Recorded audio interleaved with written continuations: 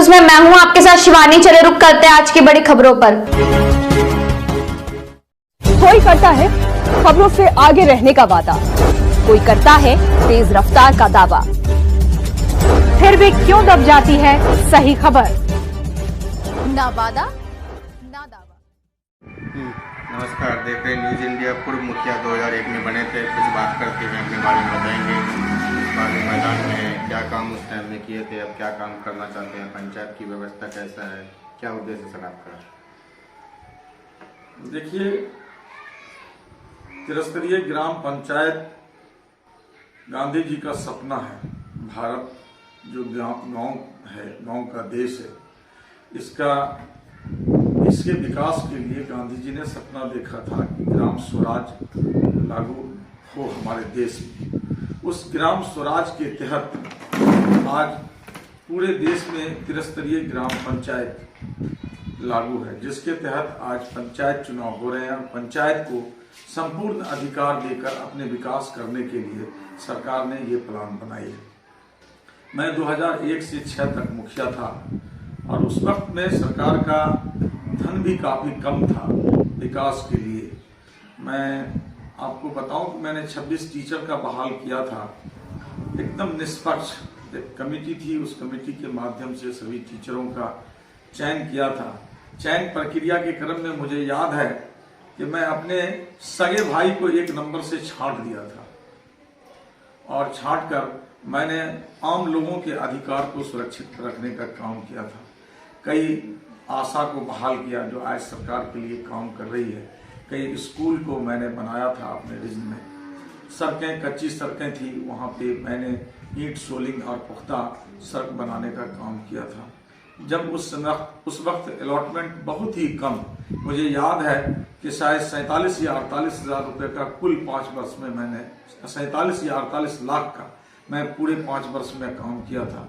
जैसा कि अभी बताया जाता है कि 16 करोड़ से ऊपर की राशि हमारे इस सौड़िया पंचायत जो बनवा इटाड़ी का क्रमांक संख्या 7 प्रादेशिक निर्वाचन क्षेत्र संख्या 7 जो मुखिया पद का है, वो इस पंचायत में 2 रेवेन्यू राजस्व मौजे हैं, उत्तरी सुगमा और दक्षिणी सौड़िया। सौड़िया ही ग्राम पंचायत के नाम से है। यहाँ की कुल आबादी लगभग 15,000 है, वोटर 10,000 प्लस के आसपास हैं, जिसमें एक सांसद को 5 साल में 25 करोड़ रुपए दिया जाता है और एक मुखिया को 20 करोड़ से प्लस राशि दी जाती है। इस सरजमीन पर कहीं कुछ नहीं, एकदम लूट खसोट मंदिर बांट कर लिया गया। कभी एक भी 5 वर्ष के अंदर कभी भी एक आम सभा, ग्राम सभा नहीं हुआ। कहीं पर भी आम पब्लिकों से राय नहीं ली गई कि कहीं पे स्वच्छ जल, पेयजल के लिए चापाकल हो या अन्य जो अभी जो नल जल के तहत है, वो कहीं पर पंचायत में पानी नहीं उससे आ रहा है। सिर्फ ऐसे सफेद हाथी के रूप में वो खड़ा है। अब जब हमारे पंचायत में रमेशरा, बहड़वा, क्या कहते हैं, रामपोखर, नोनहा और भेरहा, लक्ष्मीनिया जब जाएंगे, मनिया जब जाएंगे, आज भी वहां सड़कें नहीं है लोगों को आने जाने के लिए। ये ग्राम पंचायत का विकास हुआ। और यहाँ जो बताया जाता है कि 11 शिक्षक की बहाली हुई, उस शिक्षक की बहाली भी दूसरे पंचायत के बाहर के लोगों को का किया गया है। जो मुझे बताया गया है कि 7-7 लाख रुपए एक अपॉइंटमेंट पर लिया गया है सभी कैंडिडेट से जिसकी की जांच चल रही है। कई लोगों ने उसके खिलाफ में आवेदन दिया है अपने अधिकार के लिए। तो इस तरह से पंचायत में चूंकि 10 साल SC/ST का यहाँ पर ये आरक्षण के तहत रहा, 5 साल जो है अति पिछड़ा में रहा। तो अति पिछड़ा में जो अभी निवर्तमान मुखिया हैं, आप देखेंगे कि उनके लिए उनके तरफ से ये दावा है कि मैंने पंचायत का विकास किया। मैं कैंडिडेट के पक्ष में पंचायत घूम रहा था, जब मैं देखा तो पंचायत की दशा इतनी खराब है कि मैं आपको क्या बताऊं। उनका सभी दावा झूठा है और विकास का एक नौटंकी है।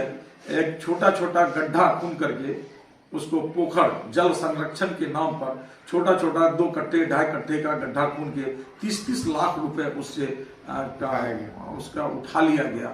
जिस रोड पे कहीं मिट्टी नहीं पड़ी वहां भी 16 लाख 18 लाख 20 लाख रुपए का बिल बना लिया गया। हमारे अनुसूचित भाइयों के टोला पर जो छोटी छोटी पतली पतली गली में जो पक्कीकरण है उसका करके लाखों लाख रुपए का बंदर बांट कर लिया गया। कहीं विकास नाम का कहीं कुछ नहीं। जो क्या कहते हैं मनरेगा से हुए कामों का कहीं पर कोई पंचायत में आपको सबूत नहीं मिलेगा, लेकिन उनका उस मद का सारा पैसे का बंदर बांट हो गया। शिक्षा और स्वास्थ्य व्यवस्था अपने पंचायत में कैसा है? जी, हमारे यहाँ एक उप स्वास्थ्य केंद्र सुकमा में है जो खंडहर के रूप में तब्दील है।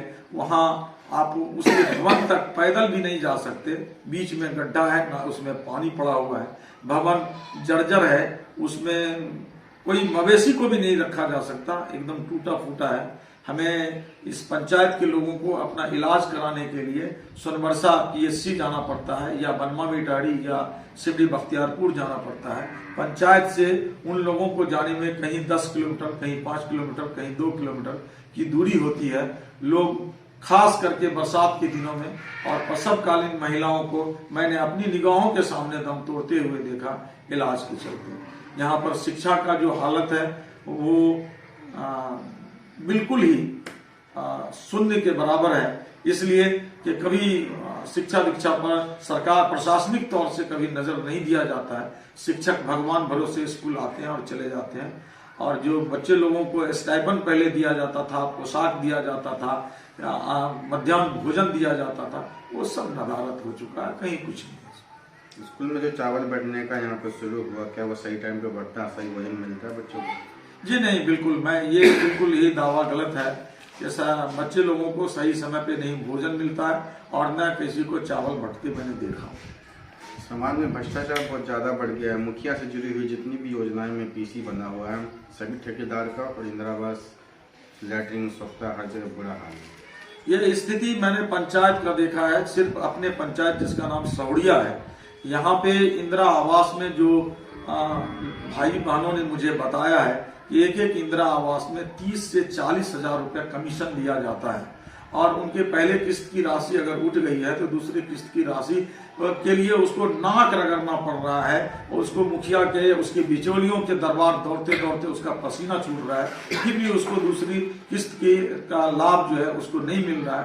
पहले पैसा ले लिया जाता है, फिर कभी किसी को लाभ दिया जाता है। मैं ये भी दावा करता हूँ कि हमारे इस पंचायत में दर्जनों लोग जो मर चुके हैं, उसके नाम का इंदिरा आवास इनके बिचौलिया और वर्तमान मुखिया वगैरह के माध्यम से वो बंदर बांट कर दिया।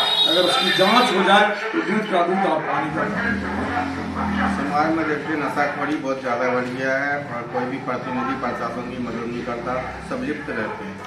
आज क्षेत्र में, मैं नाम नहीं बताऊंगा, क्षेत्र में भी दारू वगैरह का कारोबार होता है। जो बेरोजगार बच्चे हैं, जो शिक्षा से वंचित रह चुके हैं, उसे आज जब पैसे की जरूरत होती है तो गलत रास्ते पे भटक रहे हैं और वो गलत काम करने के लिए मजबूर है। उसका मेन वजह मैं सरकार को मानता हूं, जो उसको शिक्षा और रोजगार नहीं दे पाई है। कोरोना काल में भी जो सरकार के द्वारा मास्क, सैनिटाइजर वगैरह का व्यवस्था किया गया था, उन तमाम चीजों से भी क्षेत्र के लोगों को मरहूम रखा गया। कहीं किसी को उस आपात स्थिति में भी यहाँ के ग्राम पंचायत से और प्रशासन से कोई मदद नहीं मिला। भगवान भरोसे सारे लोगों ने अपनी जिंदगी काटा। लोग जो दूर प्रदेश में कमाने जाते थे, तमाम लोगों का रोजी रोटी छिन चुका है। लोग गांव ग्राम में कटनी बंधनी करके अपना जीवन, बंधुआ मजदूर बन करके अपना जीवन यापन कर रहा है। काफी सारी योजनाएं आई, 7 निश्चय PhD से अपना बना, जल नल का योजना, कहीं योजना सफल दिखाई नहीं दे रहा, टूटा हुआ है, पानी गंदा आता है। मुखिया को बोला गया था देखरेख करना, कुछ नहीं हो रहा है। सरकार ने ये दावा किया था कि जिस पंचायत में नल से जल नहीं, वहां के मुखिया को दोबारा ये नॉमिनेशन करने का अधिकार नहीं होगा, लेकिन वो दावा सरकार का ही फिजिडी साबित हुआ है। और मैं दावा करता हूं कि सौड़िया पंचायत में कहीं भी नल से सरकार के द्वारा या ग्राम पंचायत के द्वारा बनाए दिए गए नल से कहीं जल नहीं आ रहा है। और जितना भी ये मीनार खड़ा किया गया है ये सभी घटिया क्वालिटी का, जो अभी से ही सड़ और गल रहा है। जहां भी नल के लिए पाइप बिछाई गई है वो घटिया क्वालिटी का है। कहीं भी यहाँ पर जो बिजली सरकार के द्वारा जो बिजली आपूर्ति होती है, कहीं भी एक भी पोल पर जो है प्रकाश लाइट रात्रि व्यवस्था के लिए नहीं लगाई गई है।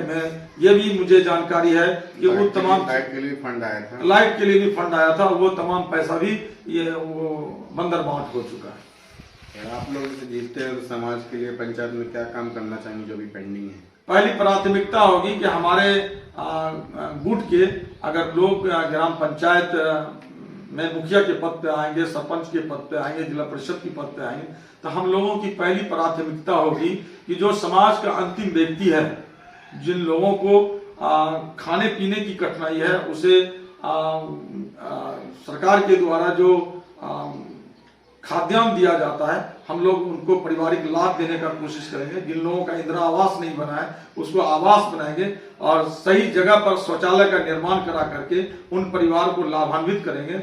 जो कच्ची सड़कें हैं उसको हम लोग सही ढंग से बनवाएंगे। मनरेगा की जो योजनाएं चलती हैं उसको 100% जो उसके लाभुक हैं उसको उसका लाभ दिला करके और समाज के लिए विकास का काम कराएंगे। मनरेगा के तहत जल संरक्षण का काम करेंगे, पशु शेड बनवाने का काम करेंगे, विद्यालय में शिक्षा की सही व्यवस्था हो,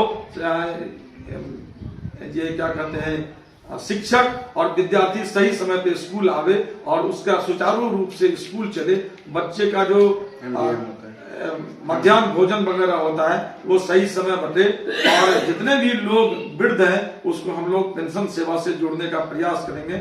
और जो समाज का नल जल जो सरकार की योजना है नली गली, इसका 100% समाज को लाभ देने का प्रयास करेंगे। और हमारा ये प्रायोरिटी होगा कि इस क्षेत्र में ही एक अच्छा हॉस्पिटल सरकार से आग्रह करके हम लोग बनाने का काम करेंगे, जिससे हमारे समाज को ये दूर से दूर जाने के लिए की जरूरत नहीं पड़ेगी। जो लोग असमय लोगों के कारण मृत्यु हो जाती है उससे भी बचेंगे और हम लोग कंप्लीट समाज की सेवा के लिए एकदम तत्पर रहेंगे। कैंडिडेट का आपके नाम? मोहम्मद ईसा। एक बार ईसा जी को मौका दीजिए ताकि समाज में जो है भ्रष्टाचार खत्म हो, शिक्षित समाज बने, नशा मुक्त हो। सहरसा जिला से रंजन रिपोर्ट। मेरे साथ बस इतना ही। बाकी की तमाम खबरों के लिए देखते रहिए यू न्यूज़।